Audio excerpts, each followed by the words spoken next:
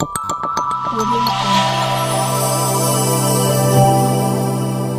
Jungle. ವಿಶೇಷ ಚೇತನರ ವಾರ್ತೆಗೆ ಸ್ವಾಗತ. ಸ್ನೇಹಿತರೆ, ರಾಜ್ಯಾದ್ಯಂತ ನಮ್ಮ ವಿಶೇಷ ಚೇತನರಿಗೆ ಅಂದರೆ ದೃಷ್ಟಿದೋಷವುಳ್ಳ ವಿಶೇಷ ಚೇತನರಿಗೆ ಉಚಿತ ಬಸ್ ಪಾಸ್ ಇರುವುದು ತಮಗೆಲ್ಲ ಗೊತ್ತಿರೋ ವಿಷಯ. ಆದರೆ ಮತ್ತೊಂದು ಬ್ರೇಕಿಂಗ್ ನ್ಯೂಸ್ ಇದೀಗ ತಾನೇ ಲಭ್ಯವಾಗಿದೆ. ಅದನ್ನು ಹೇಳ್ತಾ ಹೋಗ್ತೀನಿ. ನಮ್ಮ ಚಾನಲ್ ಹೊಸದಾಗಿ ನೋಡ್ತಾ ಇರೋರು ದಯವಿಟ್ಟು ಚಾನಲ್ ಸಬ್ಸ್ಕ್ರೈಬ್ ಮಾಡಿಕೊಂಡು ಒಂದು ಲೈಕ್ ಕೊಡಿ. ಈ ವಿಡಿಯೋವನ್ನು ಪ್ರತಿಯೊಬ್ಬರಿಗೂ ಶೇರ್ ಮಾಡಿ. ಬೆಂಗಳೂರು ಮಹಾನಗರ ಸಾರಿಗೆ ಸಂಸ್ಥೆ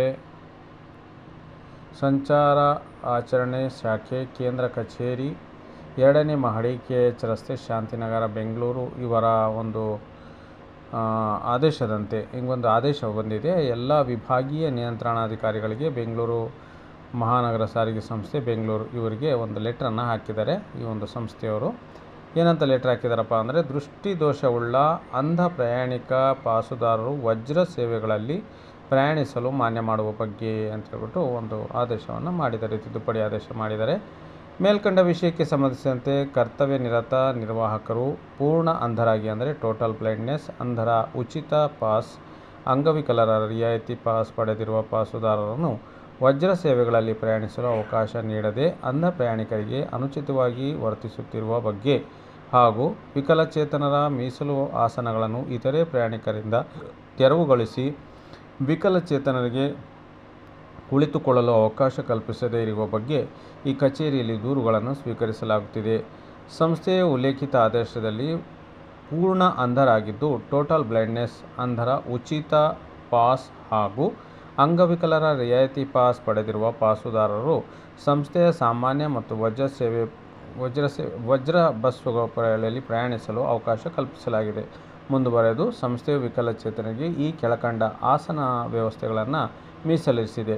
ಸಾಮಾನ್ಯ ಸೇವೆಗಳಲ್ಲಿ ವಾಹನದ ಮುಂಭಾಗಿಲಿನ ಕಿಟಕಿ ಎಡಭಾಗದ ಒಂದು ಆಸನವನ್ನು ಹಾಗೂ ಹಿಂಭಾಗದ ಮಧ್ಯಮ ಬಾಗಿಲಿನ ಹಿಂಬಾಗಿಲಿನ ಕಿಟಕಿಯ ಪಕ್ಕದ ಒಂದು ಆಸನವನ್ನು ಮೀಸಲಿರಿಸಿದೆ.